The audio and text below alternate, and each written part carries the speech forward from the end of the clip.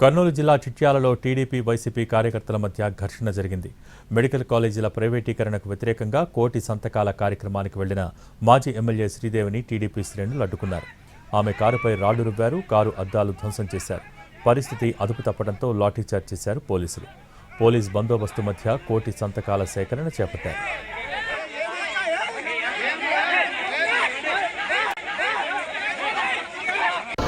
మండలంలో కోయిలకొండ చూసుకొని చిట్యాల గ్రామానికి వెళ్తుంటే మధ్యలో టీడీపీ నాయకులు ఊర్లలోకి రాకూడదని చెప్పేసి కర్రలతో ఈరోజు దాడి చేయడం, ఒక మహిళా శాసనసభ్యురాలు ఒక మహిళని చూడకుండా కూడా కర్రలతో అడ్డుకొని ఈరోజు మా మరిది ఏపీపీ గారి బండిని కూడా ధ్వంసం చేసిన పరిస్థితులు.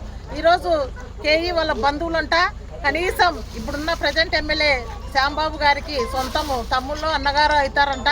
కనీసం వాళ్ళతో జత కలిపి ఆ గ్రామస్తులు కూడా ఈరోజు ఆ విధంగా రౌడీజానికి పాల్పన్నారు. గత చరిత్రలో ఎక్కడా కూడా లేదు ఇటువంటి చరిత్ర.